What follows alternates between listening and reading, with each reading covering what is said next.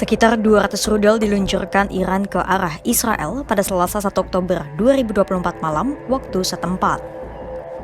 Korps Garda Revolusi Iran atau IRGC melaporkan sekitar 90% rudal yang ditembakkan berhasil mengenai target sasaran mereka di Israel. Di satu sisi, tujuan Iran membela diri, membela Hizbullah dan Hamas sebagai proksi mereka mungkin saja tercapai. Namun, di lain sisi, serbuan Iran itu bisa saja menjadi pembenaran bagi Israel untuk melancarkan serangan terbuka ke Teheran.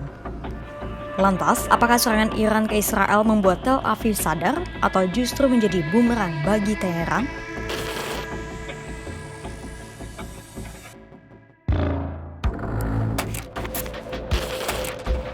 Selama ini, Iran dinilai kerap memilih untuk menahan diri dalam menghadapi berbagai gejolak yang terjadi.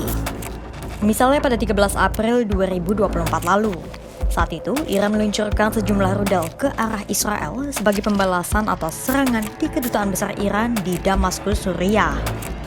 Namun, serangan balasan Iran saat itu tak menimbulkan kerusakan signifikan di pihak Israel. Lalu, insiden tewasnya pemimpin Hamas Ismail Haniyeh di Teheran dan rentetan ledakan pager di Lebanon.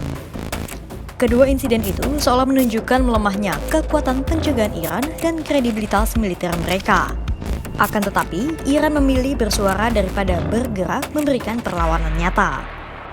Dalam konfrontasi antara Israel dan Hizbullah, Iran juga dinilai ragu-ragu dalam membela proksinya di Lebanon itu secara langsung.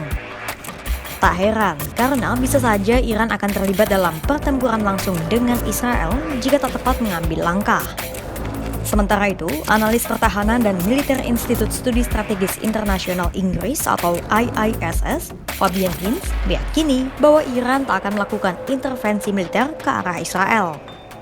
Selain karena faktor geografis, namun juga prioritas utama Iran untuk menjaga stabilitas negaranya.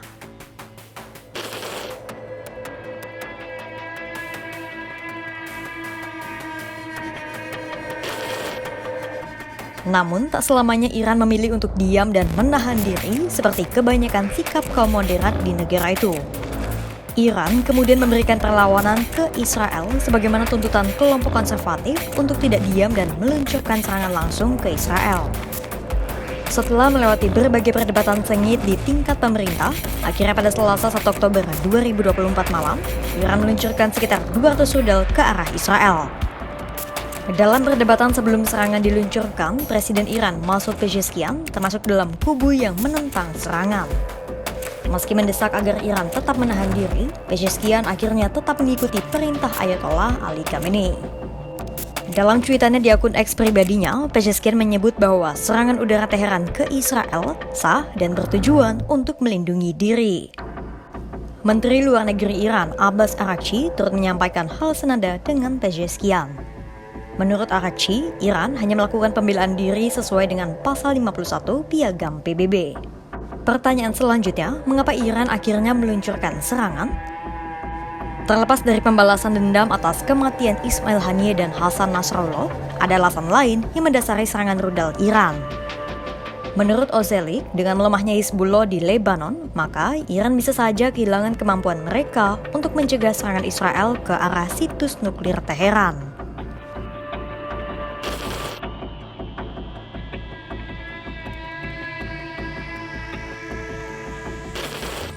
Keputusan Iran meluncurkan serangan terbuka ke Israel menuai kekhawatiran akan adanya perang secara langsung antara kedua belah pihak.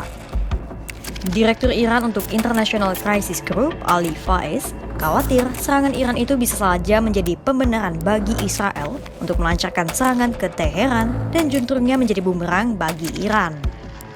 Pembalasan terhadap Iran juga kemungkinan besar tak terhindarkan. Pasalnya, Israel dan Amerika Serikat telah menyatakan bahwa mereka akan membalas serangan Iran. Prancis pun juga sudah memutuskan untuk memobilisasi sumber daya militer mereka ke Timur Tengah untuk melawan Iran. Again, I wanted to say a few words about Iran's missile attack on Israel today. At my direction, the United States military actively supported the defense of Israel, and we're still assessing the impact. But based on what we know now, the attack appears to have been defeated and ineffective. And this is testament to Israeli military capability and the U.S. military.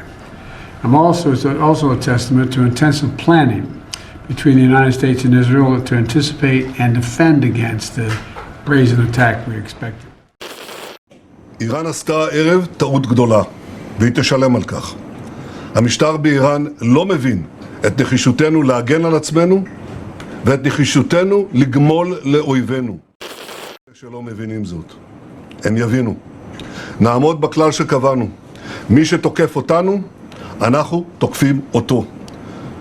זה נכון בכל מקום כשאנחנו נלחמים בציר הרשע.